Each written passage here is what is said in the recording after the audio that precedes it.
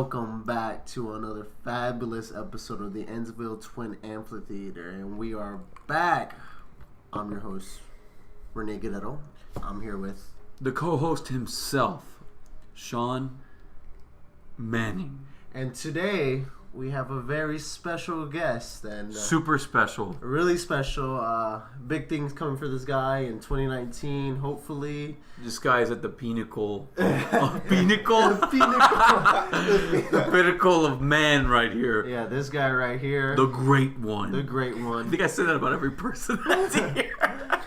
ECW specialist. ECW one night stand. Rob Van. I could.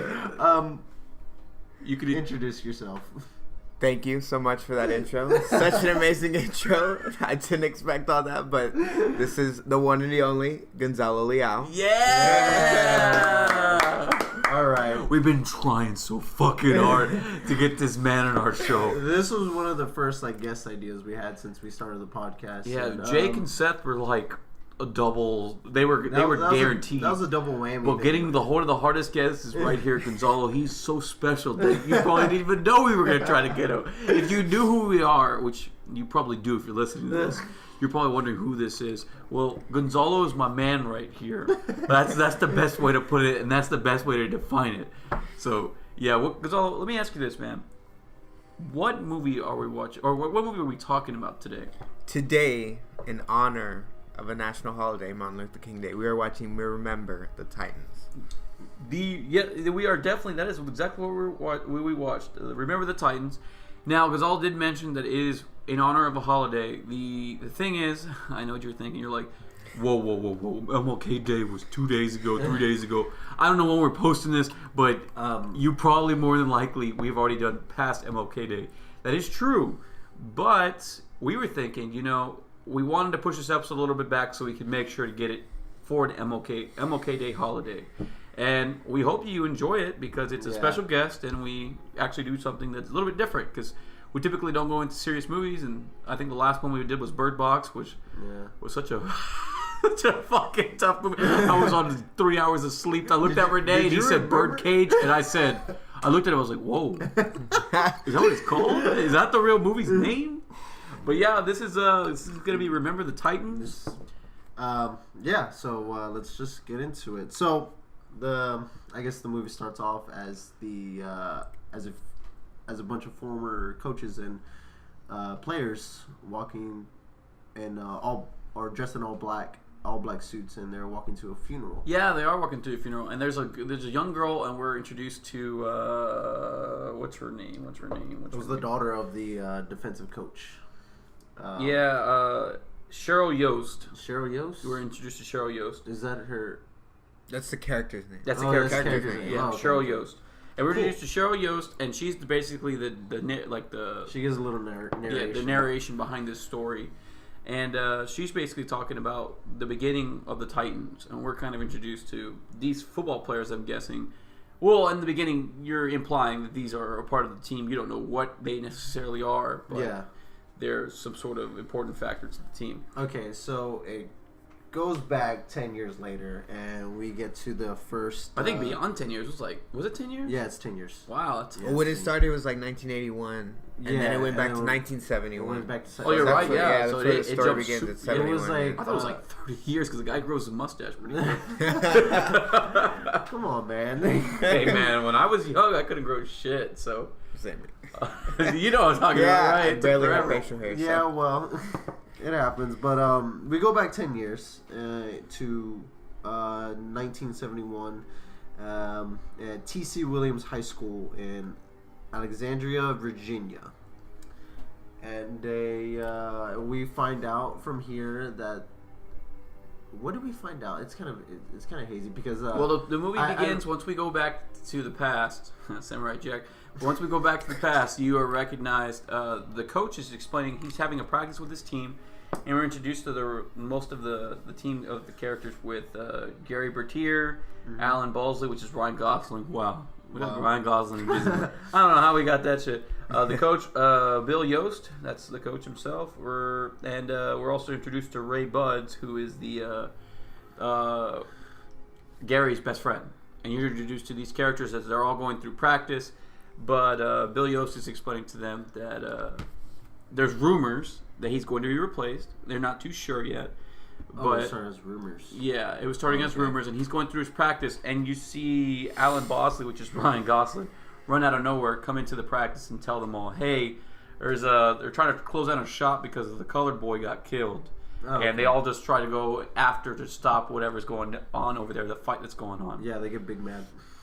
So they go over there, and you see like there's a big riot going on. Some dude throws like a toaster through a window. I don't know why he did that. The more Did I think that about happen? Yeah, he throws. You remember that, right? Yeah, the toaster through that. He goes. He's like, "Hey, you better back up there." Do you see a toaster through the window? Yes, he throws a toaster. That. He throws a toaster through a window, and you see them all running to like continue, I guess, to be a part of this riot. Yeah. And Bill Yost, the coach, drives up. I don't know. He's pretty quick because these kids run away, and I guess he gets in his vehicle. These kids are fucking quick. Yeah, they're quick. Well, they get there, and by the time they get there, right before they get to the shop itself, Bill Yost shows up in his truck, and he's like, "Hey, y'all get in here." And then they're like, "Nah, dude." And he's all, "If you want to play for me ever again, you better go jump in here." And they're like, "Well, shit, yeah, I guess. All right." On the reels. Okay, so what happens next is that he brings them back to the school, and they get they're all like heated, I guess, and like, "Oh, well, we're not gonna allow this." Yeah, they're really heated because they don't know what's going on, and he knows that Yost is going to be replaced now. It's been explained, and Yost is like, "Don't worry," and they're like, "No, coach, I don't want to play for him," and all this, and then I think Gary Bertier says some sort of like racial comment. Yeah. And that's where we're introduced. As they walk into the coach's office, they're introduced to Coach Herman himself. Yeah. Herman Boone, if I'm correct. Boone. Oh, yeah, he says his racial comment right as soon as he walks into the office. Sure. And he's just like, "Who the fuck?" Yeah. All right, I am Coach. So he introduces himself. Well, yeah, he tells him he's the new coach of that Virginia school, and that's where Coach Herb Tyrell, which is the assistant coach for Coach Yost. Coach Yost.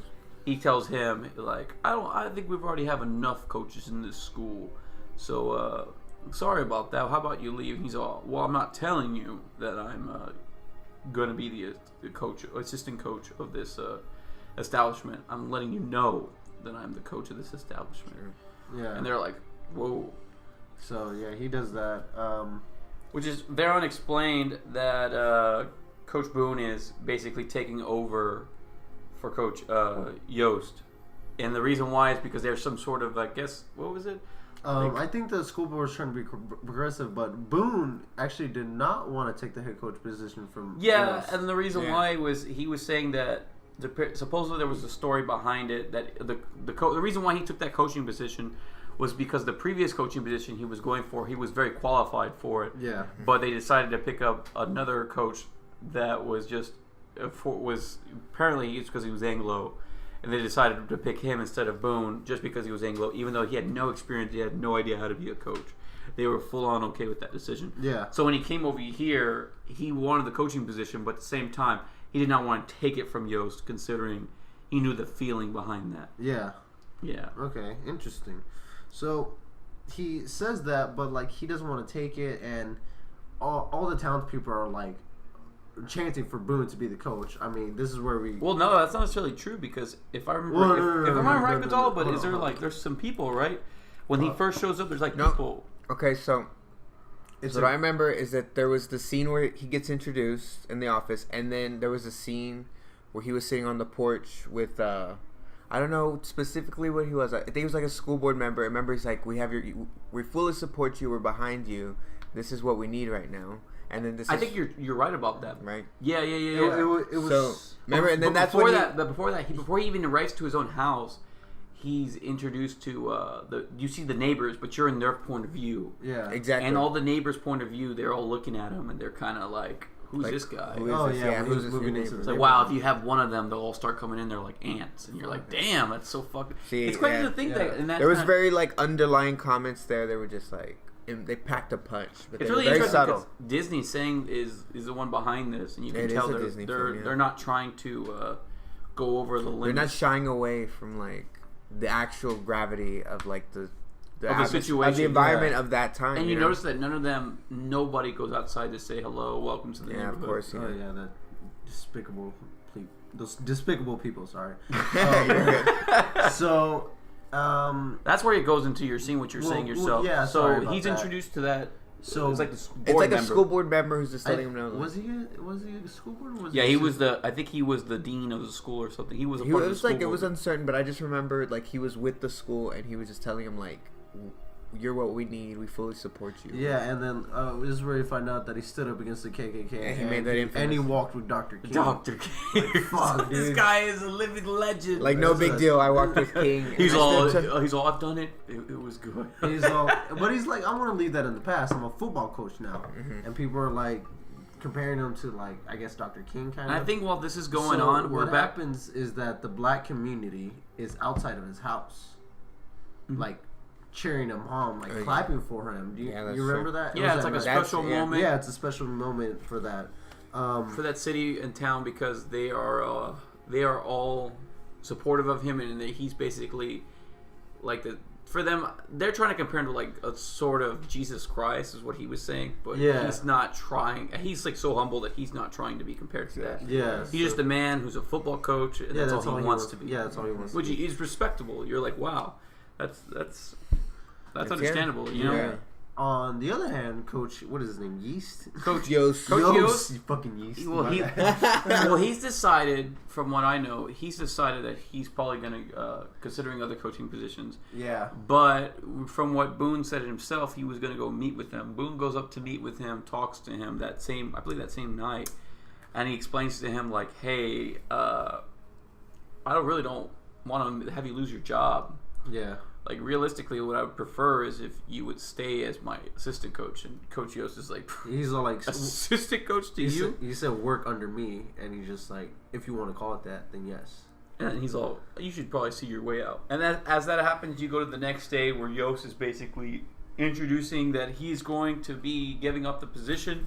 A lot of the family of the other teammates have decided that they want to petition because they don't believe Boone should be the head coach, and that all the players, especially Gary Bertier and a lot of other players, including what's his name, Ray Buds himself says that he will refuse to play for Boone. That they think he stole his job, and that he is which I mean, look, no question that Boone took a man's position. Yeah. And it was for basically just to immigrate, African Americans a part of the community and try to create some sort of, bond between these two races. Mm-hmm. But if you were to look at it from another aspect of it, coming from somebody, especially in our time period, if you were to think about it, if somebody was to replace you in your position, in your job, and they had the same qualifications as you, but you didn't do anything wrong. Yeah. You have a reasonable idea to be upset, and totally for people in the community to be upset for that to happen to you. Mm-hmm. What do you think, Gonzalo? Yeah, that's very true. I mean, if you did nothing wrong and they demote you, then you have all the right to know why, and you have to know why they did that to you because you deserve it. Yeah. That's what do you true. think, Renee? Well, pretty much sums it up. I mean, it's a horrible fucking. But I'm just saying because it's really interesting. Cool. When he said that, I was like, wow, like if you're coming from that time period, typically people are like, wow, you should get over that. But if you're a guy and you're me or you today, any of us, if we go for our careers and we get to go to college and do all these things, and you get your position, and then one day they say, hey, this guy's replacing you, and he's about 10 years younger. And oh fuck! Okay. You know what I'm saying? It's not that situation, but it's not that situation, but it's necessarily it hurts because you're getting replaced by somebody with just different qualifications than you. Yeah. Yeah, I think that's why it's reasonable for those players to be upset. Yeah. So these players say that they're going to petition, they're going to boycott, and that Coach Yost is like, no, you're gonna ruin your future. You guys are ruining your chances for college and like good scholarships that are going to come. They're like. Yeah, because of that, Yost decides, he thinks about it, he goes home, he sits with his daughter. His daughter explains to him, which is Cheryl, she's like, what are you going to do next, Yost? And he kind of thinks about it. And as he thinks about it, we go to our first team meeting. Yeah. And that's where we're introduced to Petey Jones, Petey, running back. Petey Jones. Petey Jones, Julius Campbell. We got before this. Oh yeah. Blue Stanton, who's the singer. Yeah. Jerry Reeve Harris, the quarterback. Mm-hmm. Rev. And they're all basically being introduced. And as they're being introduced, Boone walks up. Or well, before that. Petey Jones is like, heck yeah, you're about to beat your new running back. Yeah. And he's he's excited, you know. He's going to play football, and the black head coach is going to be with him. So they think, and then they're like, oh, the football team's going to be powered by soul, man. Yeah, soul. exactly.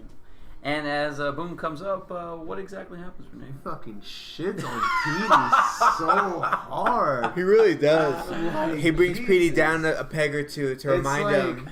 Why are you smiling, boy? It's such a brutal method to, like, I don't even know how, like, just fucking, like, bring the kid down all the way to, like, the lowest level of, like, embarrassment that he can, and him just be completely shocked at what Boone says later on. Yeah, I was thinking, did you think it was interesting that he asks him, he goes, why are you smiling? He's all, because football is fun. He's all, football's fun? Yeah. You think football's fun? He's all, no. He's all, what did you say? He's all, yes. What do you mean, yes? You don't think it's fun? No. Make a decision, boy. And he's like, no, yes, no. No, football's not fun. It's like, he's all, okay, well, Coach Boone, I'm going to be telling you how much fun you'll be having this season. Yeah, and what does he tell him? He tells him, like, they need to get, like, oh yeah, basically he's giving them the rules of what the season's gonna go like. He tells them you need to have a suit and tie at all times. But you wouldn't even play if you didn't have a suit and tie. No, on August 15th, we're gonna go to a camp Gettysburg, and you better be there at 7:29, not 7:30. If you arrive at 7:30, you're gonna be. You're not gonna play all season. You're gonna sit on the bench. You're gonna sit on the bench. And so they're just kind of like, fuck. Yeah, there's some guys like, fuck, dude. So, I don't have a suit. So, like, this is the introduction to how Boone is as a coach. And at that moment, you're basically introduced to Boone as a coach. And exactly when that ends, the doors of the locker rooms open up, and we see Coach Yost with all the basically Anglo-American players walking through. Yeah.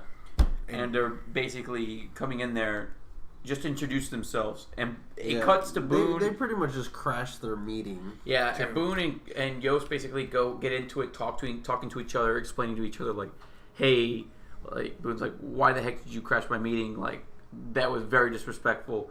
And Yost is basically explaining, I said I'd be here, aren't I? Like, I'm here for the team. Yeah. You said that you have offense, I'll have defense. And Boone's like, no.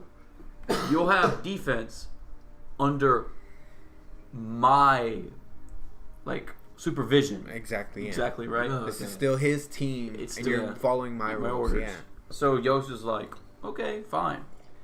And I think from there, we go into the August 15th at 7:29. We go the morning of the departure to camp. Yeah, departure to Gettysburg camp. And I think that's where. Fuck, that's a brutal scene right there. Yeah, I think they're all getting them on the bus. Gary Bertier and Ryan and Ray Buds comes up, and he basically, Bertier says, "Hey, I've got the defense here. We've got all the special teams filled up, offense filled up. All you got to do is none of your people, don't pick any of them, and you'll have a good team this season." And I think Coach Boone's like, "Huh? Wow. What's your name?" He's all, my name's Gary. He's all, oh, you mean Jerry? Jerry Lewis?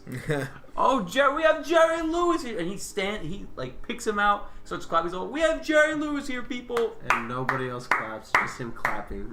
And he looks at him. He's all, all right, boy. Who is your mom? Is your family around here? And he's all, yeah, my mom was right over there. He's all, that's your mama?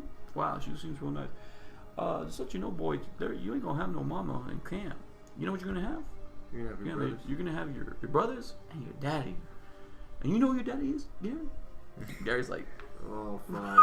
At that point, you make two decisions: either you fuck up and you quit. Yeah, ruin your future. You ruin your future as football's everything. Football's everything for you at that time period. Yeah, at that time period. Or you say he's your dad. What does he do, Gonzalo?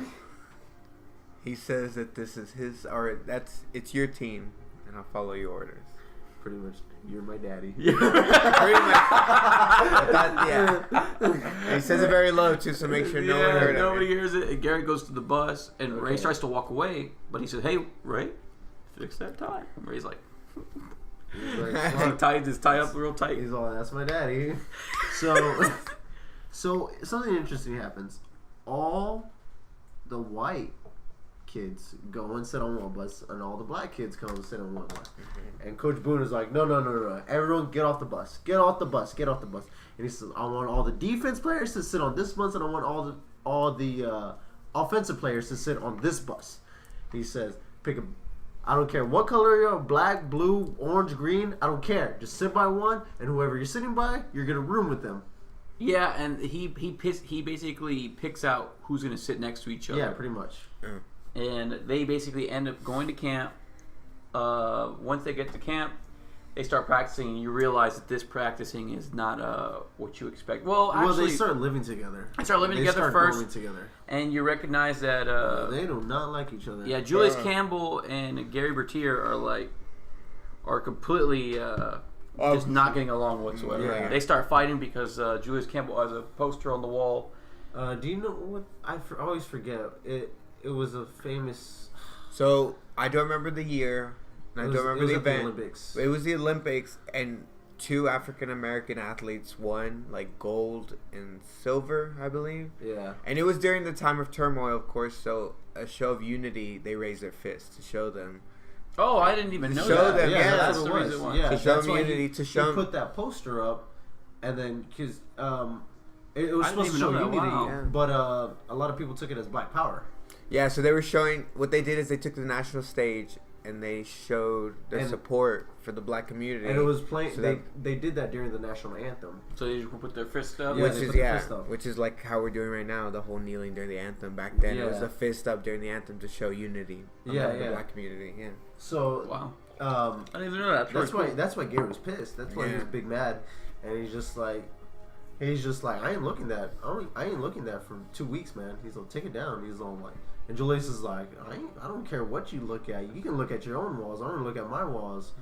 And he's just like, take it down. And then they start fighting, and like a whole fiasco happens where like all the players. It's really funny. I think it's really a small detail, but you see Ryan Gosling go in there, or not Ryan Gosling, but Ryan Gosling. He's not Ryan. It's Alan. It's Alan. It's Alan Bose, I think. Bosley, but Ryan Gosling walks in there basically, but it's Alan Bosley. He walks in there and he just looks around, and then you just see P.J. Joe just grabs him and puts him to the ground, starts beating him up, and the guy's like, "Goodness!" And yeah, I just thought it was so stupid. You could tell he wasn't prepared for a brawl at all, but he somehow got into it. So because of that, that goes into Coach Boone like saying, like, "Look at you, you're a bunch of fools." Yeah, you're basically introduced to Boone practicing, and then as they start to practice, you realize that his drills and his practicing plays are horrible. It's very like, military-like. Yeah, it's like the first 30 minutes of Full Metal Jacket. That's how brutal these practices are. They're horrible. I mean, these guys some of them are really common. You know, if you've been in football, right, Gonzalo? Yes, sir. Then you know that a lot of these practices that he's doing, they're pretty common just to keep yourself in shape. Oh yeah, they are like very. Up downs, the sit ups. Builds character. Yeah, exactly. It just builds strength building, hitting each other. You know, that's just strength building. And you notice that even as they're practicing, they're not really getting along. Oh yeah, no. But actually, what Coach Yost is noticing is that Coach Yost or Coach Boone? Yeah, Coach Yost. Coach Yost. He's actually noticing how hard Boone is being on everybody. Yeah, it doesn't matter what. No, it doesn't matter. It doesn't matter who you are. He's just being hard on them, and he's just like singling the people out that he needs to single out and toughen them up pretty much. Yeah, and as they're practicing, you can kind of just tell that they're having a lot of trouble. Yeah. Kind of working together, coexisting, and you can see there's still animosity between them, of course. And you notice that some people aren't blocking for other people. Yeah, that's something that I thought was really interesting. So Ray tells him during like one of the, I guess the drills, one of the drills, he was just telling him, he's all, hey, I'm gonna make the team no matter what, and he tells him Coach Boone just better hope I'll block for his ass, and then I think Gary's like, what are you talking about? You won't make the team. He's like, oh, I'll make the team, and it's like, wow. So you don't really recognize that they're not really... Well, the players know, but Boone doesn't really know that they're not really playing to their full extent. Well, yeah. Yeah, sure. So, like, they're just... Teammates aren't blocking the other teams, so these kids aren't getting along whatsoever. They really haven't come on the middle ground yet. And so what happens after one practice is that Gary comes to Julius and he's like, hey, I don't like you, you don't like me, but let's get this off. Let's just get this over with. And he's just like, he tells him, he pretty much explains like, look, you're good, you're great, but you need a block. You need to do something. He tells him basically, you're trying to play hero ball. You're trying to win this game all by yourself. Yeah. Or you're trying to be like a superstar and you're not. You're playing selfish football, completely selfish football. And you're just got your teammates out there by themselves. And one of those teammates is me. And he's all, you think that's me? Joyce responds to him and tells him, you think that I should help you? He's like, heck yeah, you should help me. We're a team. He's all, we're a team? Okay. You're saying you're the captain, right? He's like, yes, I'm the captain. He's all, so that means you are a leader, right? He's like, yeah, I'm a leader. He's all, do you think you're doing your job? He's all, yes, I'm doing my job. He's all, then why are your white boy friends not blocking for Rev, which is the quarterback? Yeah. And then he realizes that he knows they're not blocking. Yeah. And that face of guilt. Yeah. So. And he's all like, you want me to block for the team? What team? He says, nah, I'm gonna stay back and I'm gonna get mine. And Julius is just like, see, man, that's the wrong attitude. And no, that's not Julius. That's Gary. I mean Gary. Sorry, Gary says, man, that's the wrong attitude. And Julius is just like, what does he say? Leadership. Leadership reflects character. Leadership reflects character. There you go. So he says that, and Gary's like, fuck. Yeah, and Coach Boone ends up deciding they keep practicing real hard. They keep practicing, yeah. And I think that's where Coach Yo says, hey, you're hitting a fine line between, I think it's like, you're hitting He said, like, these boys aren't the Marines. I don't know why this is on there. The Marines. Yeah. And then that's actually what I think. And he keeps coaching them until they run out of water, and then they bid out their frustration so that they go to bed. And he wakes them up at like 4 a.m, and then makes them go on a run. Yeah. Now I told Renee when I was watching it with him, I said, those kind of runs are fucking deadly. I would fucking die. I know you could take it. They're fun. Because you did that. I did Beach to Bay. Yeah, you did the Beach to Bay. They're fun. And he used to be in, I think it's cross country. Yeah, cross country. Yeah. So he could run for days. Me, I was a distance runner. I go a mile, heart stops, chest blows up. I'm just an idiot. I wasn't anything in my past life. I'm moving on, moving forward. That's my own self. Hey, you can still run though. Shut up. Oh shit! Oh fuck! Just got really dirty. No, but yeah. Sean was saying that. I was like, yo, those runs are fun, but ain't fucking fun to me.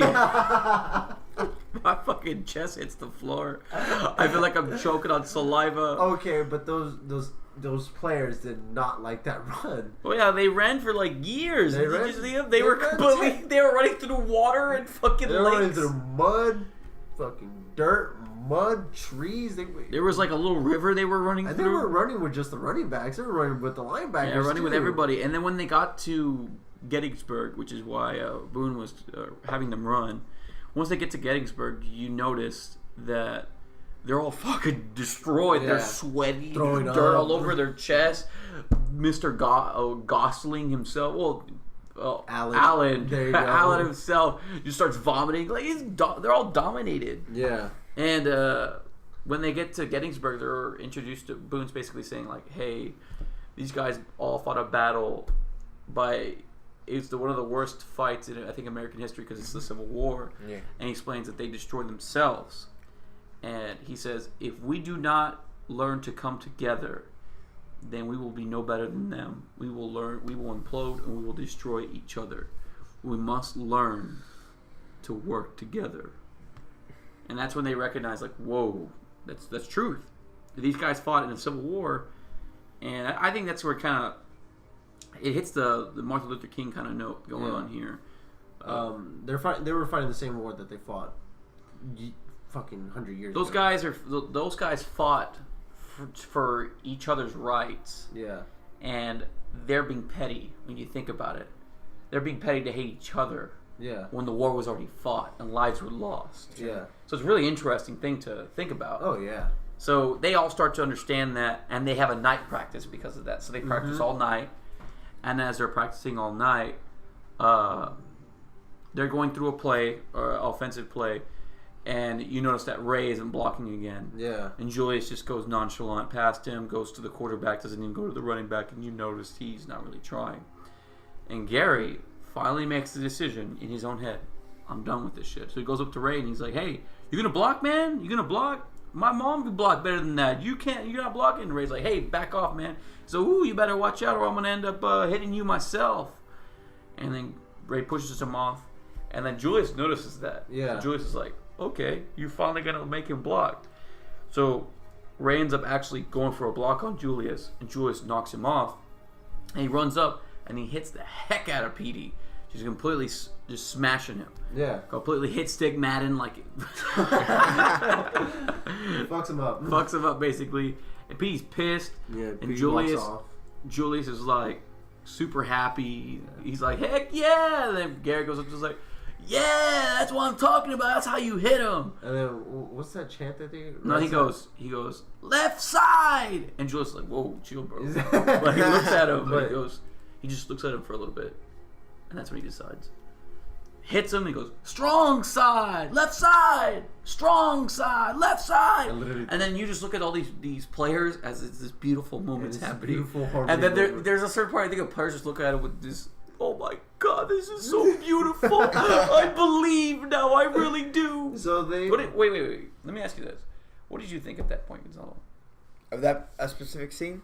Yeah, what did you get from that? I think that was a breaking point of accumulation of camp, because the entire point of the camp was not only football practice, but it was Coach Boone's mission to bring them together as a team despite color and despite race. They wanted to show them that at the end of this camp, I'm going to get y'all together. I'm going to be a cohesive football team, and y'all are going to help each other out. Yeah, wow. I like that. That's really cool analysis on it.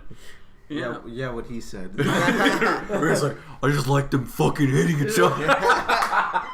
It was like two Dodge Rams. Who's stronger? Sorry. They're both strong. Gotta plug my boy Jim Ross. Anyways. Nice. So, what they do is they pretty much come through racial harmony. Yeah, exactly. They pretty much, the team is like together. They're finally a team. They're not for one another, finally a team. So then, they get back to the first. Wait. Before that, they're slowly integrating with each other. They're learning to play defense. You can tell they're getting really good. And that's where we're introduced to Sunshine. Oh, fucking Sunshine. Yeah, Sunshine. I just remember that part too. Oh, how can I forget this? Sunshine. Oh my God, I'm so So stupid. you see this beautiful blonde locks of hair walk up out of nowhere. This Thor-like figurine. Thor-like human being. Oh man, that's actually a good description. That's a good. That is. And it's a guy, just kind of a hippie boy. He's a hippie. With his dad, who's like a military. Yeah, so I guess they relocated to Virginia. Yeah, they were from California. Yeah, they're from Huntington Beach, California. Yeah, and the first thing you hear is Gary just tell him, "Hey, look at that fruitcake." And Sunshine's kind of like, okay. So he grabs the football, and his dad's... Before that, he explains like he was from Huntington, and that he wanted to play quarterback, but the coach wanted no black players, and he thought that was... No. At the other school, the coach wanted no black players, and they were just like, I don't like that. He's like, I'd rather him play for you, Boone. And then at that moment, they were like, we don't really need a quarterback. We're not really looking for a quarterback. He's like, well, he can run. And as he says that, he throws that spiral Tom Brady-like pass, Super Bowl winning 5-time champion pass. Okay. Hits Gary in the back of the back, looks around, what the? And that's when you recognize his greatness. the second coming of Tom Brady himself. It's not Tom Brady. It's fucking... Fucking sunshine. That's what it is. Fucking sunshine. And then Julius is like, I just laughed. who's a fruitcake now? That's exactly what he says, right? So that happens. So they go back to the locker he's room. like, I think we can make him work. Yeah. On one or two conditions. And so, so unfortunately, the Goldilocks of the great Thor himself have been chopped. It's like Thor Ragnarok, just not that bad of a haircut. he actually still has a beautiful head of hair. Yeah, even after the short, with the short hair, he looks great. He looks like a '90s pop star. Yeah, he really does. Yeah, but in the '70s. Oh, that's so that's true. that's very good. So Sunshine or Petey comes with the sunshine. He's like, sunshine. You see him all sunshine. He like peers in the mirror, and then he just like talking shit. He's like, you can pet all you want, but the hair ain't gonna go. The locks ain't gonna grow back. Oh yeah. And he starts calling her. He's like, sunshine, huh? I like that, man. He's all, hey, don't leave me hanging, brother. Don't hang me. And then fucking the nice little. You hear the pop and everything, like the pop of the clap. You're like, whoa, dude, that guy's cool. And so it goes in and just like, well, after Sunshine's introduced, you go to Blue. Blue's like, hey, I think he says something to Gary. He's about his mama. He's like, what the fuck did you say about my mom? I'm gonna fuck you up. He gets pissed, and Julius is basically like, whoa, chill. Throws his helmet at him. And they start making your mama jokes. But I just like this scene because Louis Lastic, which is the heavyset one, who was introduced earlier in the movie, who's basically like a lineman who came from somewhere in the north where there's not really any sort of racial problems. Yeah. Everybody's kind of in an equal standpoint, so he feels that there's not really that issue. And he's a brother, basically a non-colored brother. That's what they call him. Yeah. And he tells Petey that he gave his mom a piggyback ride. And she's twice as heavy as he is, which is a hell of a fucking statement. And Gary's like, man, that's a mama joke. That's a mama joke. And as that happens, Julius wants to go take a shower, and Gary starts to talk to Julius. But as he turns around, he sees Sunshine himself. And Gary asks, what does Sunshine say to him? He's all, what do you want, man? He goes, what I want. What does Sunshine answer the conversation with? He doesn't say anything. No, he says something interesting. I think he said, I'll see you in the showers or something. Something like that. I heard showers. Yeah. I'm not sorry. I didn't even know he said that. He said something about showers. I'm like, what? And then like Gary turns and like, what do you want? And then Sunshine looks him in the fucking eyes and looks him up and down. He says, you know what I want. And he grabs his fucking face and just sticks his tongue in the back of his throat.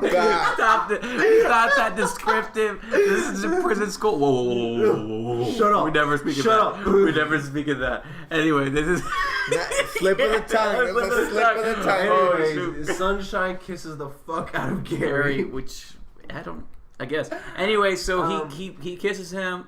Gary tries to throw a couple punches. Obviously, Sunshine is the ultimate athlete. He is the immovable object. He cannot be hit by simple punches. Yeah. So Gary's punches completely miss, and Sunshine just ends up tripping him. He hits the floor, and Julius comes up and says, "Hey, what happened? What happened? What happened?" They were holding Gary back. He's all, he kissed me. He was like completely to the ultimate form. Flabbergasted. Exactly, very. He's kind of shit. I don't really know what to say to that. Fuck out of him. I don't know. You didn't hold back either. I'd probably, if that happened to you, Renee, I'd be like, okay, dude. Well, I mean, I'd probably cry if that happened. That'll be my first kiss with a man. Oh, that's good. That's a good one. That's really good. That was a pretty good one, right? That was a good. You got me at the end. So yeah, they they have this harmony going on. Chill, bro. They're very intimate, these players. So they start practice, and you find out that Sunshine has troubles just doing a simple toss. Yeah. He doesn't really have the ability to make a simple short pass, and that's really tough for him. Mm-hmm. So they try to make this simple toss pass, and he can't. So Rev starts to end up becoming the starting quarterback. And they keep practicing, and you see them all like really becoming like a team, and they become like brothers. And that's where we're introduced to what Renee said himself. We are back in Virginia. Yeah, back at TC Williams High School. And you don't realize that nothing's changed. Oh yeah. In that small period of time, nothing's changed. There's a riot going on that side, petitioning them to not be able to go into the school. They don't want the black students to integrate. Yeah. Yeah. So, like, and Julius is like, I think Gary goes up to meet his girlfriend Annie. Yeah. And he goes up to her. He's like, wow, I don't understand he's like, I didn't know it was gonna be this bad. And he's like, they're trying to take over our school. You can't let them all in. They're just trying to take us over. And then Gary's like, no, it's not like that. And as he comes up, Julius is like, hey, man. And they give him that nice handshake. Yeah, that nice little handshake. Gary's like, hey, man, what do you think? And then Julius is saying, you know, man, whoa, I just didn't expect it to be this bad. He's like, what you expect, man? He's all, not this. Welcome to my world, pretty much. Yeah, he's all, welcome to my world. And then he's all, oh, by the way, this is my girlfriend Annie, Julius. And then Julius brings his hand out in the most disrespectful fucking thing. And he just looks at him and goes, walks off. And I was telling Renee this. I said, if I had a girlfriend and she looked at you and said, and walked the fuck away, what would you do? I would feel horrible. I'd be like, damn. Yeah, of course. I'd probably dump her on the spot, to be honest. I'd be like, hey, peace. Pieces, deuces. Wear your sunglasses and everything. Deuces. Try again. I can't, but... Yeah, no, that's despicable. It's really rude. That was fucking mean. I don't know why it doesn't matter. So you're introduced to the students. They're kind of going to school. P.D. Jones is like super excited because he's got chicks to talk to now. Yeah, P.D. is talking to chicks. And they're kind of pushing everything through with the school. Yost is working his way back to his family. Boone and Yost are getting kind of close. So they're starting to have a relationship with school and beyond school because he wants to kind of have his families meet with each other. Mm-hmm.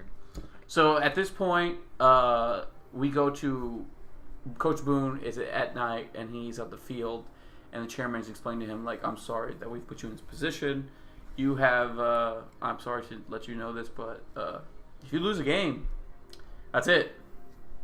He's all like, what? Worst position you could be as a coach. Yeah. Imagine if you were hired in the NFL, you're guaranteed money unless you lose a game. It's like, wow, okay, well, we got no chance. That's horrible. So all the pressure's on Coach Boone. Yeah. And Yost knows about this because I guess one of the other league's commissioners explained to him that, you know, if he loses, you get your job back. So it's real simple. Yeah. So it's going into the first game. All the players are pretty much all set up. They're really excited and ready to go, and everybody's pretty much goes out there. And the first team they play, the first drive starts off, and you see that they have, I guess, is it a running back or receiver, Gonzalo? The opposite team. Number 23. It was a receiver. It was a receiver, right? Yeah. And he was destroying Allen, which is the actor Ryan Gosling was playing. Just tortured him horrifically, and they score a touchdown immediately as the game starts off, 7-0. And their defense is struggling because Allen's character is a linebacker, and he's struggling to make a defensive play on one of their receivers because he's just too fast for him. And you can see that Gosling is exhausted. And as they go to offense, Rev is kind of struggling offensively, and that P.D. Jones is also struggling to block. And because he struggles to block, Coach Boone takes him out and basically rips him to shreds. Saying, you know, you missed that block by a mile. You want to play ball? Just get out of here. And Coach Yost, which you had explained earlier, had been noticing that this repeat of just mowing down these players to make them feel like they're minuscule. And Coach Yost goes over there to explain, tells him like, hey, he pretty much comforts him. Yeah, he comforts him, trying to explain, you know. He's all like, look, how about you come play for me? Come play for me. And he's just like, what? No, I can't play defense. He's like, you know, all you gotta do is cover 23. And he's just like, I don't know the plays. Like, just cover 23. That's all you gotta do is cover 23. And he's just like, I'll try. So he switches out. As he switched out, he tries to switch. He switches out with Allen.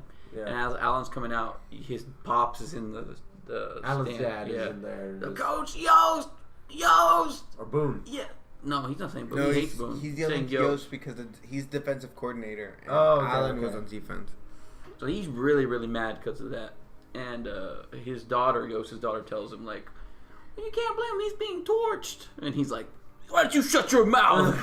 Coach So yells. little girl. Yeah, for real. And P. Jones goes in for defense, and they go to that first pass play off to that receiver, and the P. Jones blocks the pass. Yeah.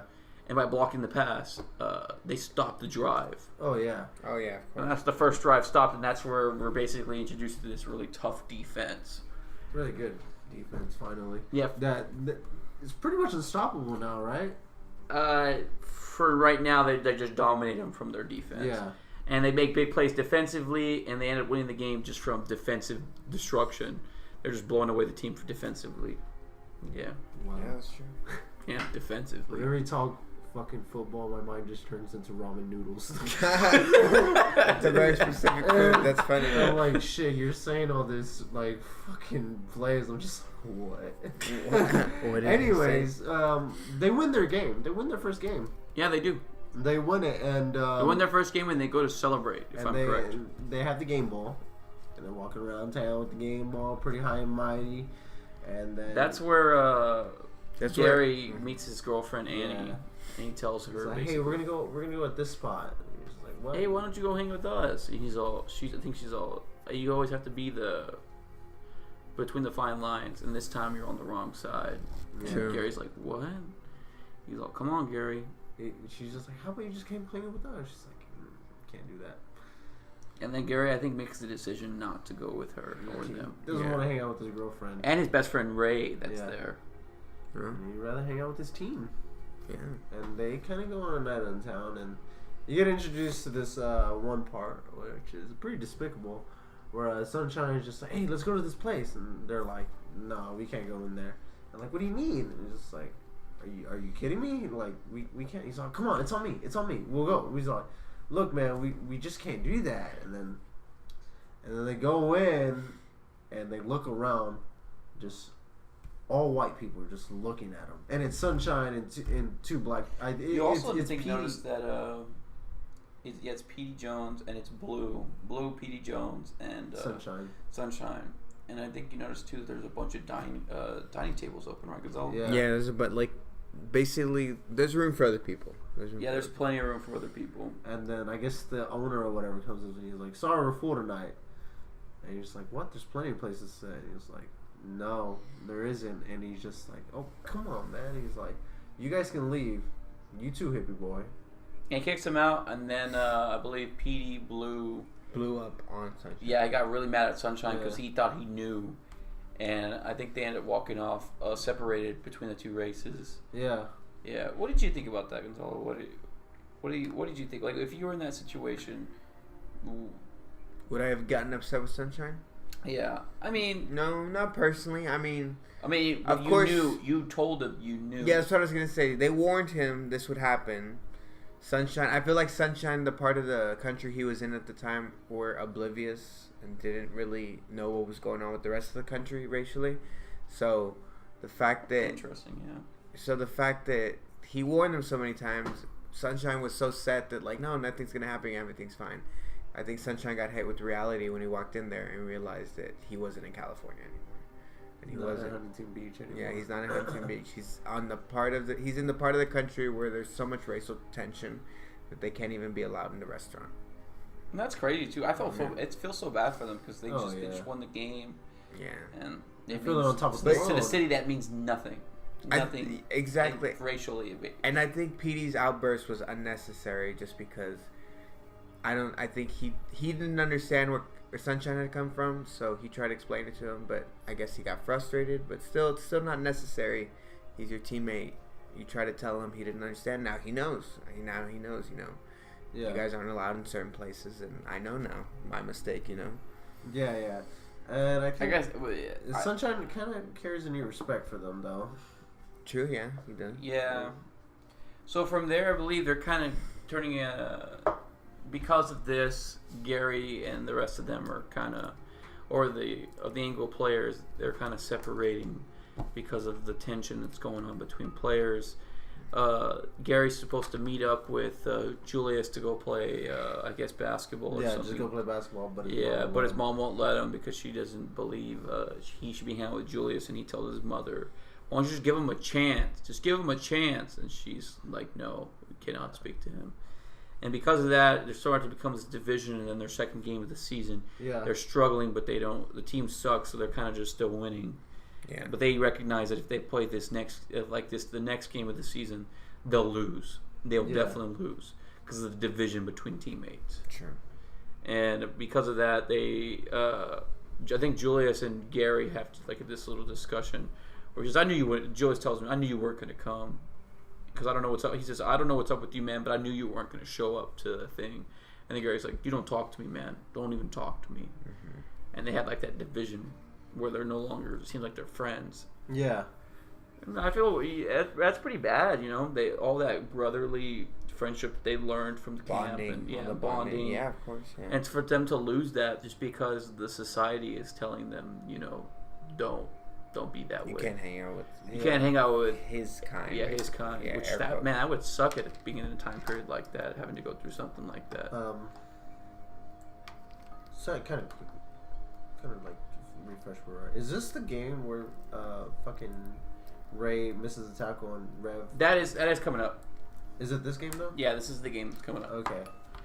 Alright, so to continue forward, they still have that tension. Well, not only does that tension happen between the players, Boone is having tension with Yost because Boone brings over Cheryl Yost, which is Mr. Yost, Coach Yost's daughter, and she goes to his house, and there's a brick that's being thrown into Coach Boone's window, which Boone comes tells everybody to get inside the safe room.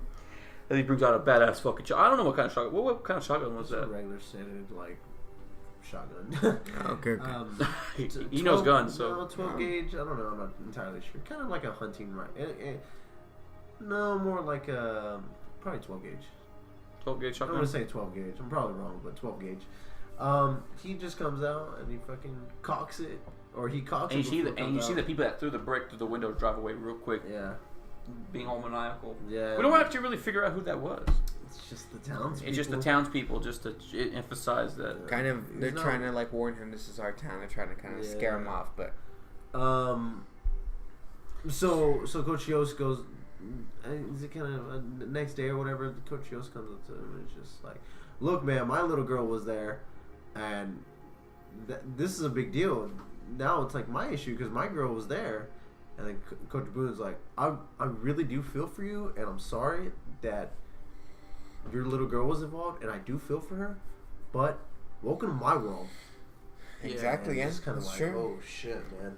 Also a really interesting discussion too is that after the game, which you skipped a little bit of past this, but after the game, Yost tells Boone that because Alan's dad comes up and tries to tell him he's been a 5-time player of the week. 5-time player of the week. He's no scrub out there. Not like these damn. And he's about to say something racial. And then Yost says, "You better leave before you say something that you're going to regret." And Alan's dad leaves.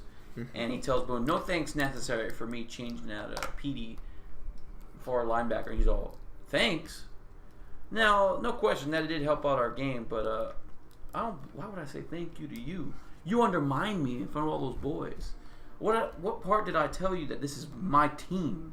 He's all, well, I just made a simple play, changing him from position. He's all, no, you went and nurtured him after I had talked to him. And you know what you're doing?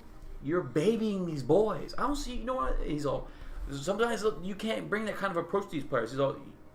He's all, yeah, but I don't see you doing that to Gary Bertier. I don't see you doing that to Ray. He said, I only see you. Why are you doing it for Petey? You're crippling the boys, crippling them. Life's not going to make it easy. And it's a heavy moment. Yeah, it's fuck. Yeah. It's true. Very, very true. Yeah. When you think about it.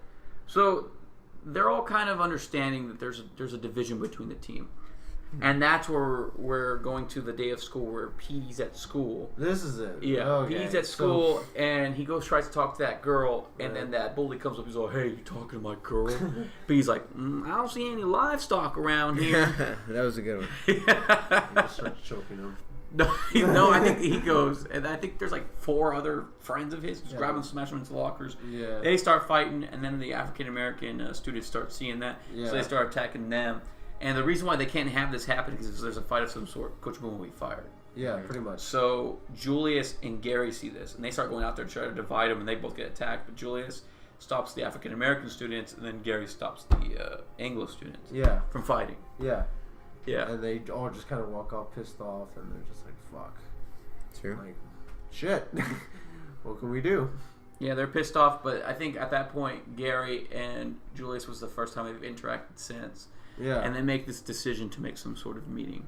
Yeah. So all the players have a players-only meeting while this is going on. Oh, okay, cool. Okay. Oh, yeah, there was that scene where they get called into the gym and they're like, who called this meeting? And it was us. He's like, players. "It's us." And he's just like, "Man, I'm leaving." Yeah, they're all like, I'm leaving. And he's just like, "You ain't going nowhere." And then so They basically explain that we're trying to make this like, what happened in camp, we were all like brothers, and we come back home and we're no longer brothers. Yeah. True. Yeah. It is true, so. And this, of course, leads to them like singing together, and then they find unity between each other. Yeah. But then there's that scene where he kicks Ryan off the team, where he's like, Ray. That is coming in very soon. Okay, is later. it the third game? So this is it. Now we've gone into the third game. Boone's team, before when he first gets there, he notices all the players are just looking at him. He's like, "What's going on?" He's like, "Hey, coach, can we do something a little bit different with our introduction?" And that's where they do the whole Titan song. Yeah. And the other team has a nose guard who's like the whole team. Other teams that their opponent is. Yeah. They're really hyping up this nose guard, which is like a defensive player. Yeah. That is apparently very vicious. And he notices that they're just dancing this, and the whole team is kind of confused because they don't know why they're dancing. Yeah. But he kind of psychs out the other team except for the nose guard. The coach says, "Oh, don't worry, we'll get to him." And on that first play of the drive, what happens? of the second game, right? No, This is the third game. Yeah. First play of the drive. This is where they're all lined up, and what's his name? Oh, this is of course where the nose tackle that the nose intentionally attacks Rev to take him out of the game. But what's his name? Misses a tackle. I forgot his name. Ray. Ray misses the tackle, which causes the player to hit or Rev. misses the block. Misses a block, which causes the player to hit Rev and take out Rev from the game. Yeah, he breaks Rev's wrist. Yeah, nobody notices except for Gary. Gary knows that he missed that tackle on purpose. Yeah. And that's because they called an audible. They called an audible. Yeah, and there's a audible? part. The audible is just basically at the line of scrimmage. They change the play, so they'll yell something when the players don't know, and they'll change the play. So they started with one play, call an audible, and make a second play. Oh shit! Okay. Yeah, that's how audible. And it shows it's really good camera work because they show Ray's face, hear the audible.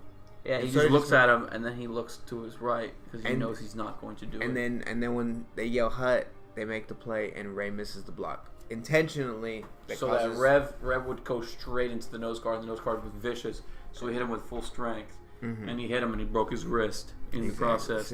So shit, the quarterback's out of the game. Yeah, quarterback's out of the game. The nose guard tells him, "That'll keep you from singing." And Rev's wrist is broken. The referee says his football season is over. And as they're taking Rev off to the sidelines, Coach Boone looks at him. He looks at Sunshine. Sunshine says, "Hey, Rev's gonna be all right." He's all, "Yeah, he's gonna be all right." He's all, "Is he coming back in?" He's all, "No, son, you're gonna be playing quarterback. Don't worry, you got this." He's all, "I can't make that pitch." He's like, "Don't worry, you can make that pitch." So they go to Sunshine into the game.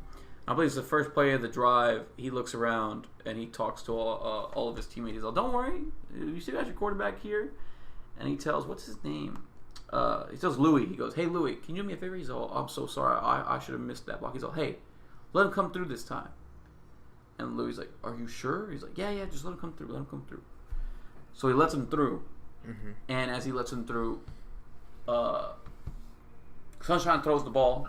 I don't know if he makes the pass or not. It's not really shown. Yeah. And he just flips over that nose guard real hard, throws him off his shoulder, hits the ground. Nose guard's laid out, and you see that Sunshine's a badass. Just a complete fucking badass. He is a badass. Unstoppable. Cannot be hit by Gary Bertier's punches.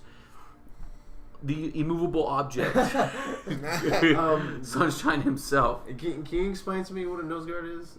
Nose guard's like basically he's the defensive player that's directly on the center. So if you were to be the quarterback, the quarterback gets the ball from the center. The center's the the most important part of the offensive line. Oh, okay, cool. Yeah. Okay, now I understand. Okay, yeah. All right. Okay, so moving on. So you start seeing these badass fucking highlights of Sunshine just dominating this defense. Yeah. He's such a badass. Yeah. He really is. Yeah.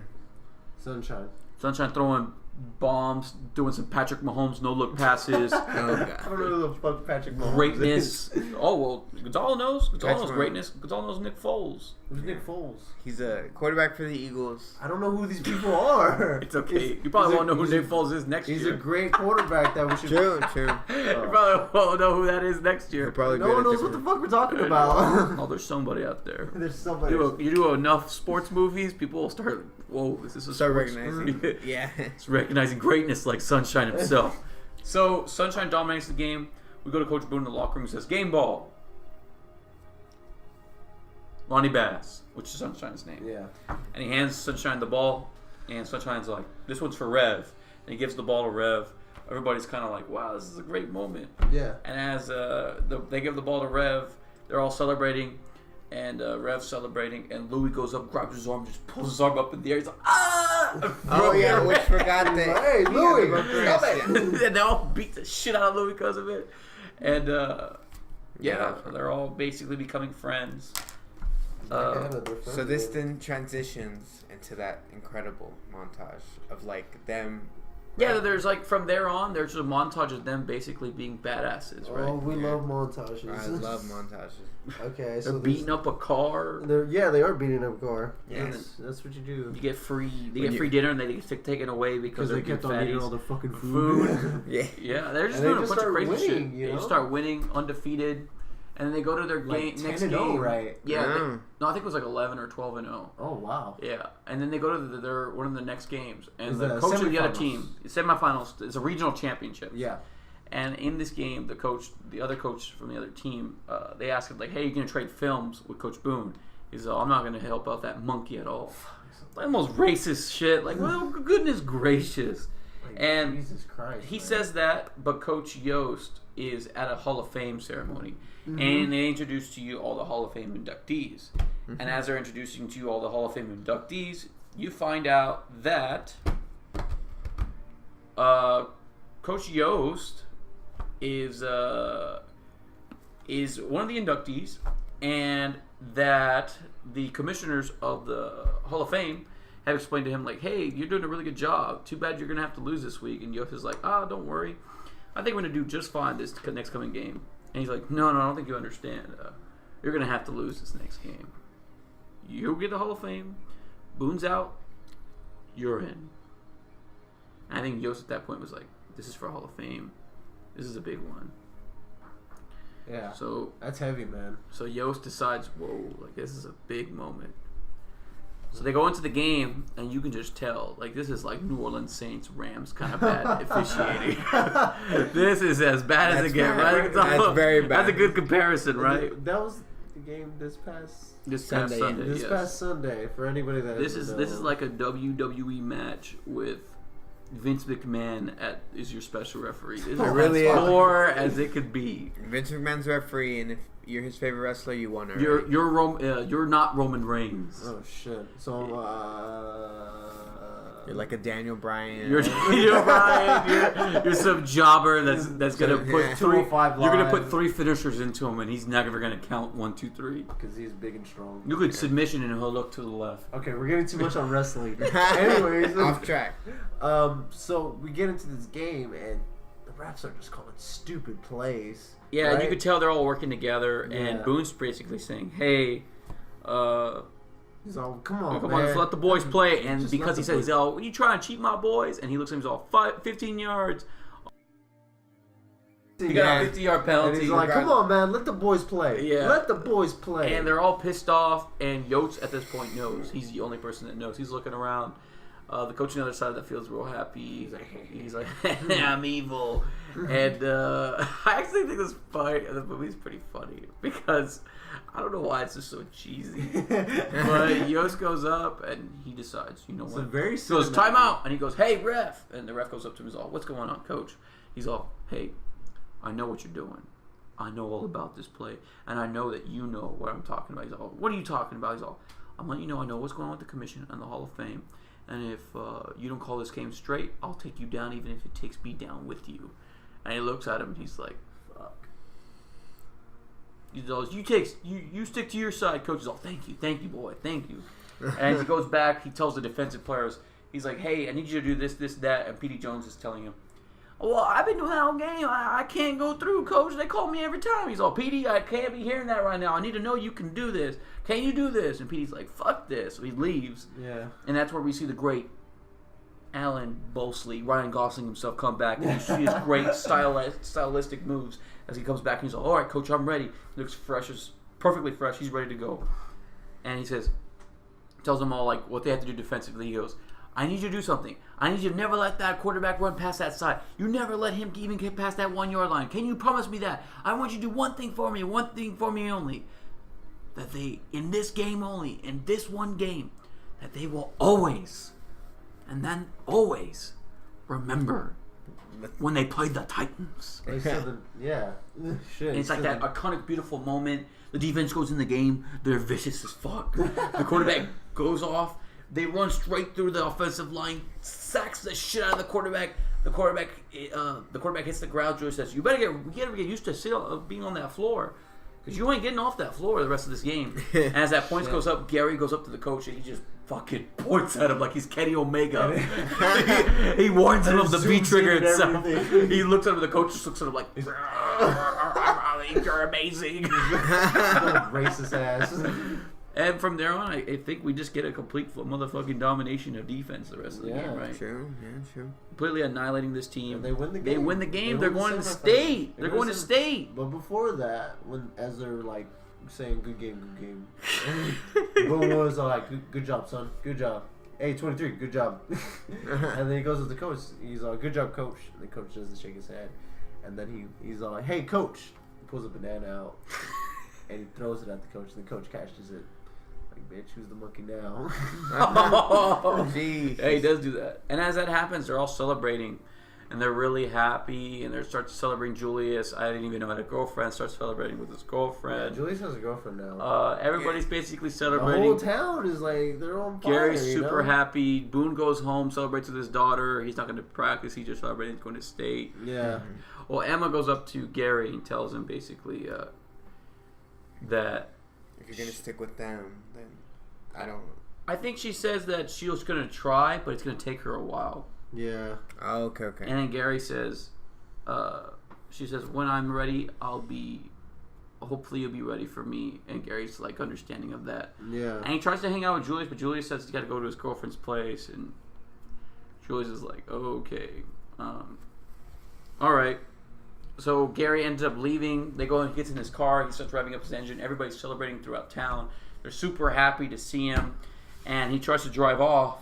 And as he drives off, this big fucking pickup truck comes out of nowhere, destroys his fucking vehicle. He just hits the fucking... T-bones him, This is like the sad portion of this film. It's like crazy because you're on top of the world. You're the captain of the team. You got your whole life ahead of you. Yeah, he was an All-American. He was going to have a great career in the future if he was going to the state. They were going to win. They were going to win the state no matter what. Yeah, of course. But like Gary had so much upside for himself. He was a great person. He was coming around to be a great person, a great overall human being, football player, student, everything, And then unfortunately that had to happen to him, and he got paralyzed from the waist down. And everyone was devastated because of that. Yeah. Everyone was just That's where we go to a scene where everybody's at the hospital. Even Emma's actually at the hospital. Yeah. You didn't notice?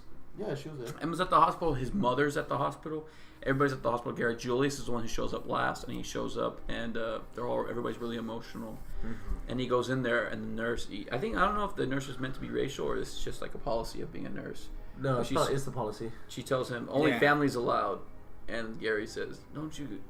What are you talking about? Don't you see the resemblance? That's my brother." She goes, "Oh, okay." And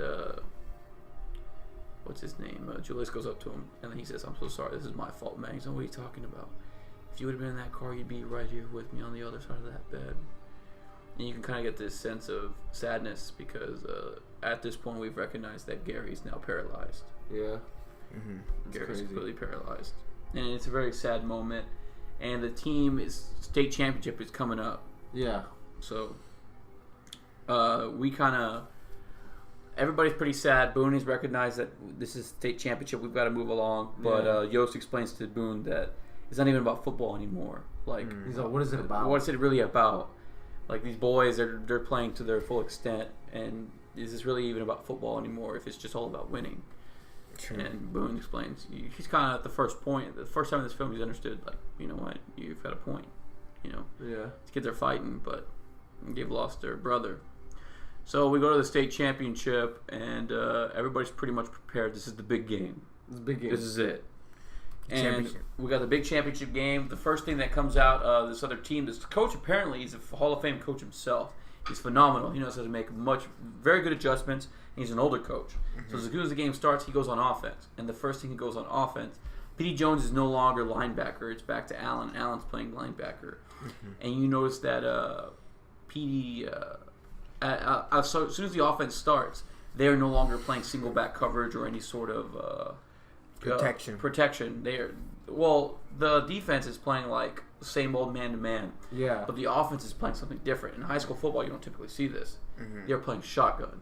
Which shotgun is the type of offense where they have about 4 receivers on the field, 1 tight end, and they're basically running with like about 3 or 4 linemen protecting them while they're playing heavy offensive passing football. So they're just mowing this defense down. Well, they know that they don't have the speed. As long as Allen's in the game and PD's not on the field, they cannot keep up with the pass game. And they're forcing them to pass very heavily. And and you notice that the coach is just dominating them in the beginning. Scores the easy touchdown, and Allen decides, he can't keep up. And then they go to their offense, and Sunshine's struggling. Struggling to get his offense going, because what they do on their man coverage is they're going 4 deep. Which 4 deep on a defensive coverage is basically they have all their corners all the way to the back of the end zone and in the middle of the field to make sure where basically Sunshine's forced to throw the ball, and when he throws the ball, there's nobody open. There's absolutely nobody open. You'd basically know it's like a Hail Mary defensive play. Exactly, yeah. Yeah. So they're basically getting stomped on defensively, on offensively. The defensive players are starting to feel like they don't have a chance. Like, they are completely outmatched. And they go to the locker rooms, and for the first time in this movie, I think Coach Boone is... I think at this point he's admitting defeat. Right? Seems like it gives away that kind of like... He kind of changes his character. Not his character, but his how do I say, his will. He kind of changes up. He just kind of admits defeat. He's like, look, you know what, guys? You go out there and you try your best. Yeah, that's all that matters. Yeah. That is all. At the end of the day, that's all. Win or lose. Doesn't Julius say something? Julius says, no, coach, we're not going to try our best. You said from the beginning that we were perfect. And damn it, we won every game we came here, and we are damn near perfect. He's all, I'm not perfect, but we as a team were perfect. And so he says, so we're going to go back out there and we're going to win that game. And I think at that point, Coach Yost goes up to Coach Boone, and he tells him straight up, hey, you know what? And you're right. And you know what, Coach Boone? I need your help. Yeah. I'm willing to make any sort of adjustments on defense that you say. And Boone says, okay. So he starts flipping out players, making different defensive plays, putting people from offense onto defense. And one of the first big defensive moves is that as they're going back out to the field, Allen tells Coach Yost, hey, I need you to put P.D. Jones back in. I just can't play this position. This guy's smoking me, and I don't want to lose this game because I just want to play.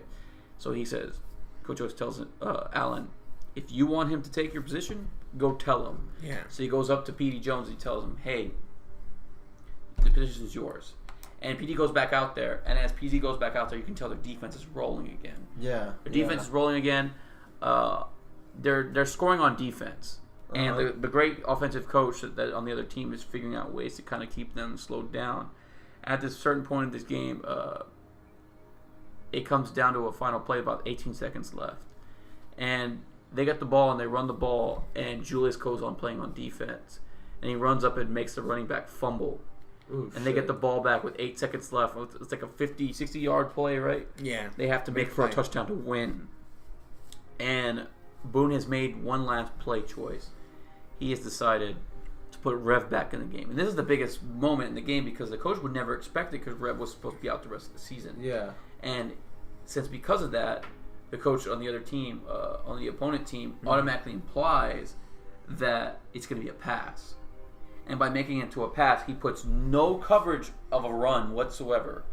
So Sunshine's on the field at the same time as Rev. So both two quarterbacks are on the field. So it's automatically got to be a pass. Yeah. So as the play starts, Sunshine goes back.